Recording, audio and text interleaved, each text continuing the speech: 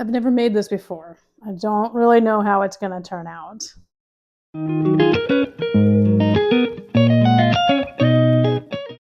So today, for the first time ever, I'm doing a video of a recipe I have never made before, but I've been wanting to make this, so I'm gonna give it a try on camera for everybody to see how it turns out. I am going to be making a cranberry curd tart. I love lemon curd, so I hope I love cranberry curd just as much. I'll be doing mini tarts. I did a little poll on my Instagram page, and the mini tarts won over whether you'd rather see mini or large tarts. So, and I have some new mini tart pans that I wanted to use anyway. So I'll be making mini tarts, mini cranberry curd tarts. In addition to never making cranberry curd before, I'm going to be trying something very new with the crust. Usually we press almond flour down into a pan mixed with honey and butter, and we try to make a crumble crust that way. But I thought I could use my vanilla snack cookies, or a crunchy cookie. I have a video that I just made of showing how I make those, and the recipe is also available on my website and in my cookbook. And so I'm very excited to make a cookie crumble crust instead of just the standard almond flour. I've got my vanilla snack cookies here for my crust. I really didn't know how many to use. All the recipes just call for the amount of crumbs after. So I'm going to go with 25. I'm looking to get about 1 2/3 cup or so of crumbs. You could probably do this in a food processor, but I'm going to try the rolling pin method and see how that works, because why would I want to do extra dishes if I don't have to? So, is this going to work? I don't know. I've never done this before. Doesn't look like it's working. Well, maybe it's going to go. Okay. Keep trying here. All right, guys. This is not going to work with the rolling pin. Maybe if you were super strong, it's getting out a little bit, but I want it to be very crumbly, so I'm going to have to use a food processor, a little chopper, or something to grind them. I've got my cookies in my processor, so I'm just going to go ahead and get these going.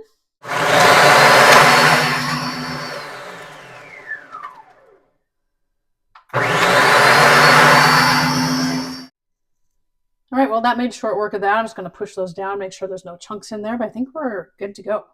Okay, well, I'm pretty happy with this. So you can see I made a nice crumb. So maybe I have to do a couple extra dishes, but definitely worth the food processor. The rolling pin, no. Food processor, yes. Let's see how much I have here. 25 cookies made actually about 2.5 cups, which is a little more than I need. So I am going to put about a cup of that in the freezer. I'll just have to make something else. That's fine. So, but we only need about 1 3/4 cups, 1 2/3 cups for. There is my 1 2/3 cup of cookie crumbs. So now we're going to get the butter ready so we can move on to completing the crust. I've got 4 tablespoons of butter here. It might only need, or I might need 6. But I just want to see how it does with 4, because the cookies are made with almonds, and almonds tend to have a little extra oil in them, so I don't want this to get greasy. So I'm just going to see if it will combine with the 4, and if it doesn't, then I'll add 2 more. All right, my butter is melted, so I'm going to pour that in here, and then we're going to stir it. So one of the reasons I wanted to try this with the cookies is that we don't need to add any sweetener. And the great thing about that is when we do SCD, we're always adding honey, which adds a lot of moisture to it, and the crusts tend to get soggy, which is why I don't like to use them. So in this case, the cookies are sweet, but they're dry, so we don't have to add any extra moisture other than the butter. And I really think that 4 tablespoons is perfect for this amount of crumb. Yeah, so this is good. So 4 tablespoons of butter into 1 2/3 cups of crumbs, and then we will get our tarts ready. I just got these little 4-inch tart pans. I've never used them. Everything about this recipe is like totally new. It has a removable bottom, so you can lift the tart out. And it came with 1 pack of liners. So I guess I will need to buy more liners when I use them again. Liners in, look at that. There is another set, so I get to do 2. things, 2 tarts recipes with the same liners. All right, so let's start doing our crust. I really have no clue how far this is going to go. I have 8 tart cups. We will see if we need all of them. Let's see. So just press.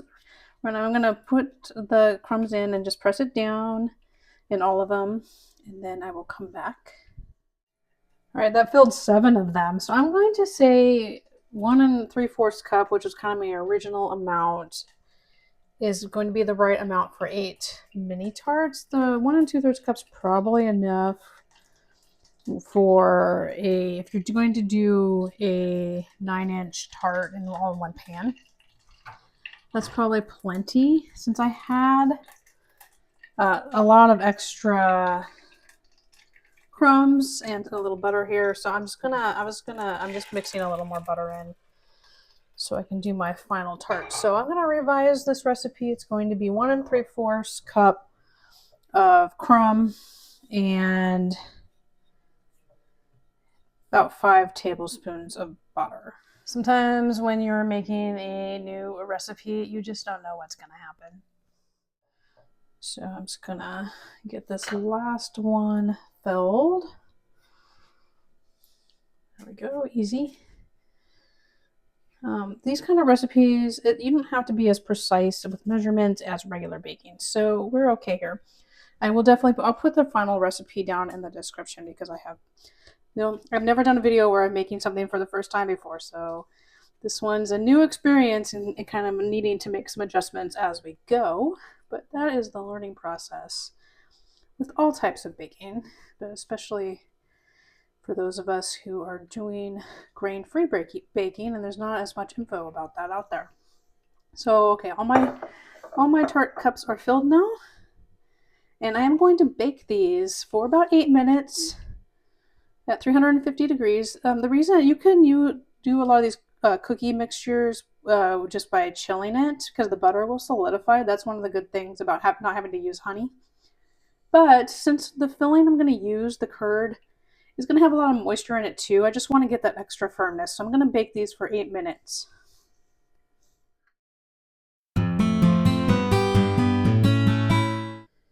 For this recipe, I am going to use 4 egg yolks. We're going to have to separate the eggs. I know if you've seen my lemon curd recipe, I use the whole egg, which you could probably do, but since I want this to be kind of special, I'm going to go with the traditional curd way of using only egg yolk.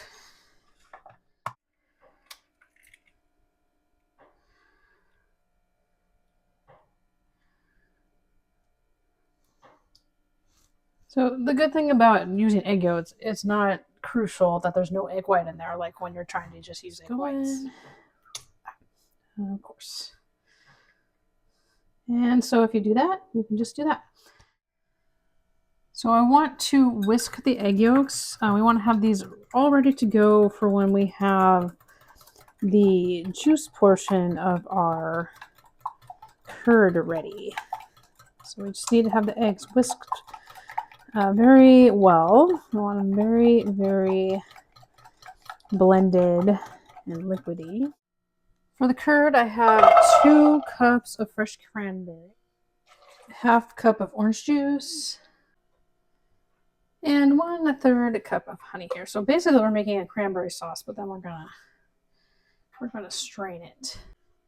I'm going to cook this over a medium heat for several minutes until the cranberries soften. Have my tart shells out of the oven, so they are still soft, but they will harden up again. Once they cool down, they got fairly browned, which is kind of nice, I think, for the tart because we want it to be hold together. I had to put it in for I did it 7 extra minutes, so a total of 15 minutes on baking this crust. So I'm gonna let it cool down. All right, so for my cranberry mixture, I'm just gonna bring this mixture to a boil. I'm gonna turn the heat up to medium high, and I'm going to bring it to a boil, and then I will reduce the heat a little bit and let it simmer for probably. Usually takes about 10 minutes for the cranberries to get soft and start popping. All right, so I'm in the simmering portion of this now, just waiting for everything to soften up. You can see that the cranberries are starting to break down a little bit, so we're getting there. So you can see this is very, very saucy, so I'm going to remove it from the heat so I can strain it, and then we will continue with the rest of our curd ingredients. Okay, so I've mashed these cranberries up pretty much as best as I can, and I'm going to strain them through this mesh strainer to get out any big pieces that did not break down. So let's see if we can get this going here. Just gonna push this through the strainer. It's pretty thick. Kind of just want to use it as is, but I'm trying to go by what I've read about making cranberry curd. So we'll push it through, see if we don't have enough left, I'll revisit. So let's see what we get here. Just gonna keep working it.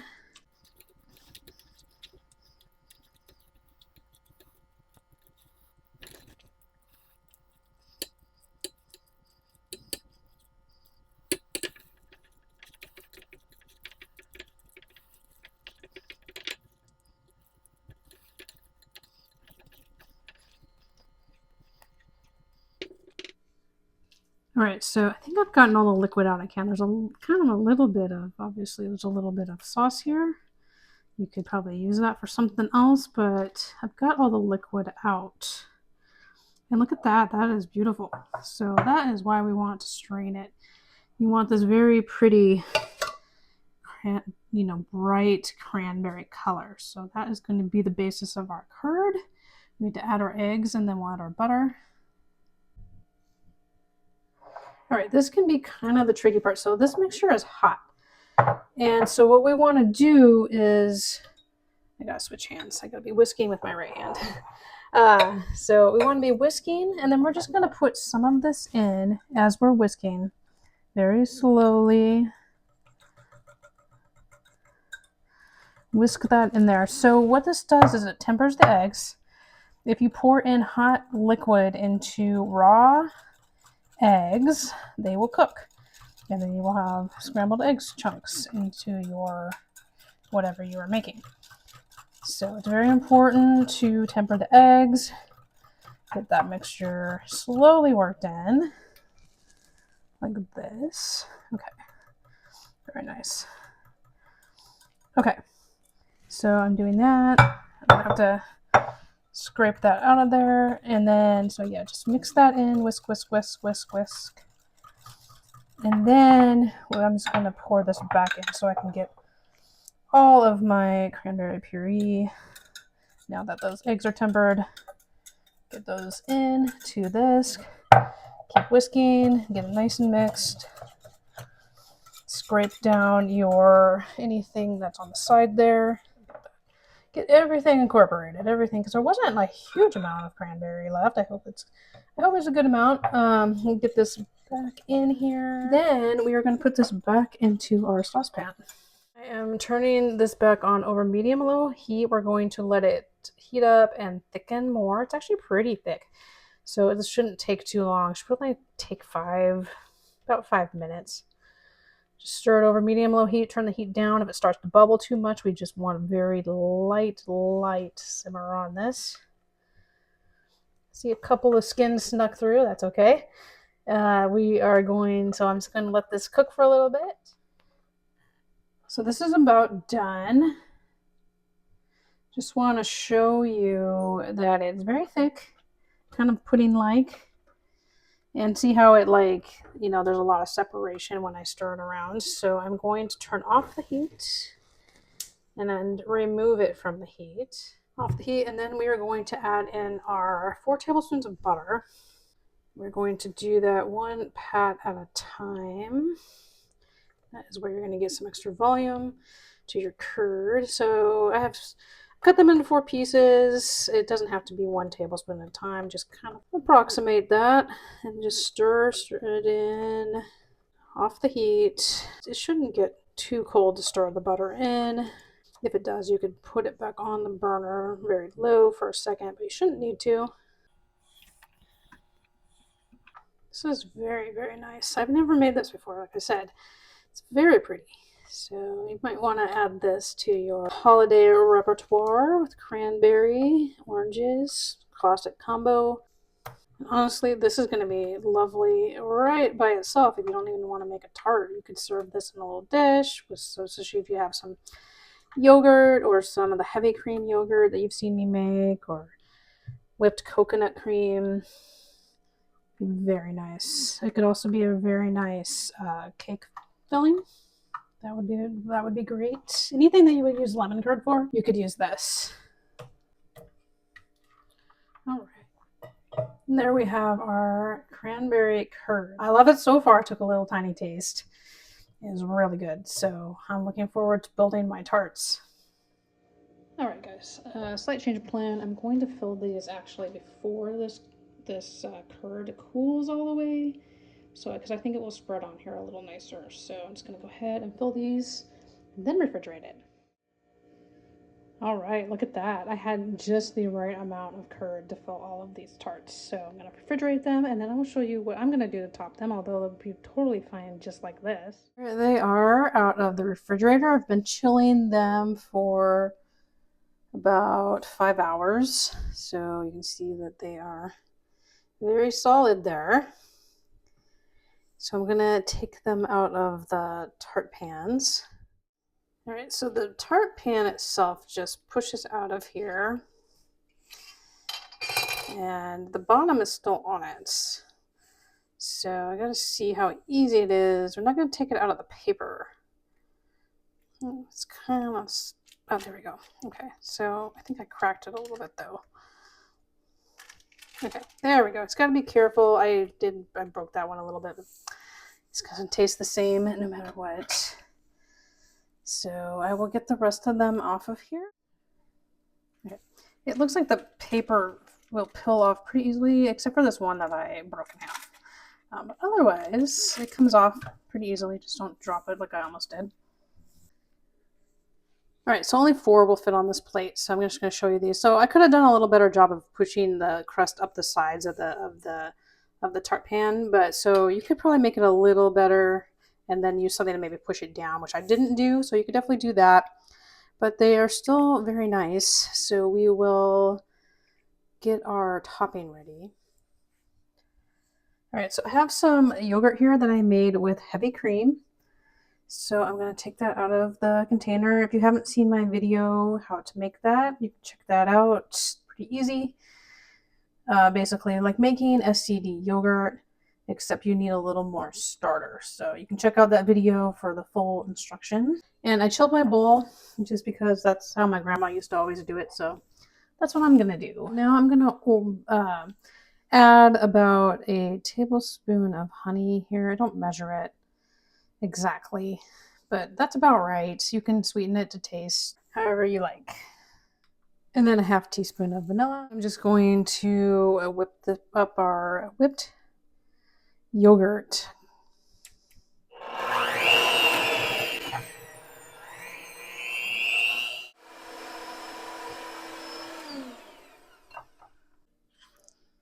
All right, so look at that. Nice fluffed up heavy cream yogurt. Perfect for dessert topping.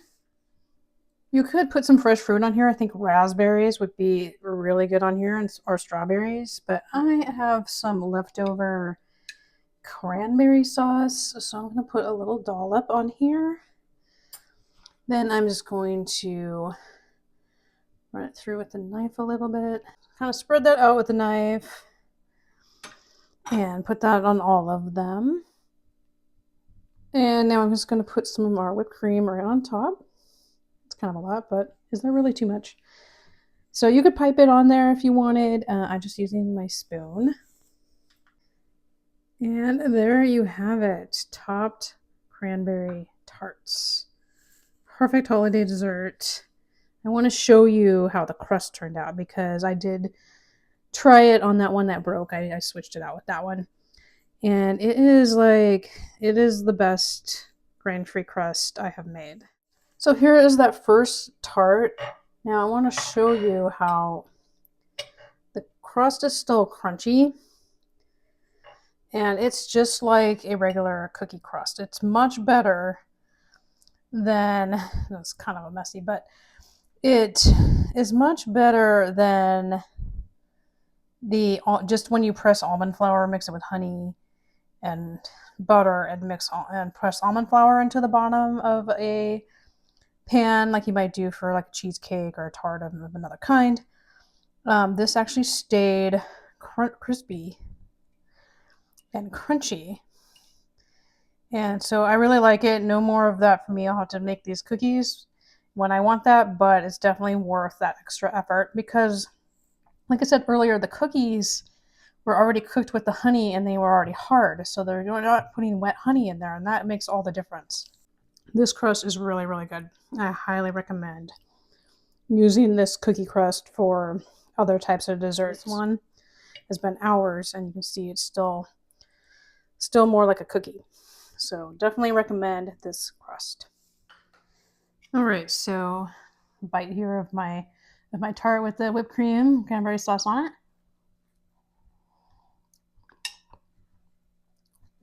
So this is really, really good. Like I said, I love the crust. The curd is just the right balance of it's tart and sweet. And it's got that nice, creamy, silky curd texture. So you could definitely use this curd for if you don't want to make the tart. Like I said, you could use it for a cake filling. You could just eat it. You can mix it with some yogurt, put on ice cream. It's definitely good. Cranberry curd is great for the holidays. So highly recommend this. Give it a try. Let me know what you think. Are you going to try making cranberry curd or these cranberry curd tarts? Let me know. Just want to show you, this is the next day, how the crust is doing. See, it's still holding up. You can lift this right up. I could pick it up if I wanted with my hand. And the crust is still crunchy.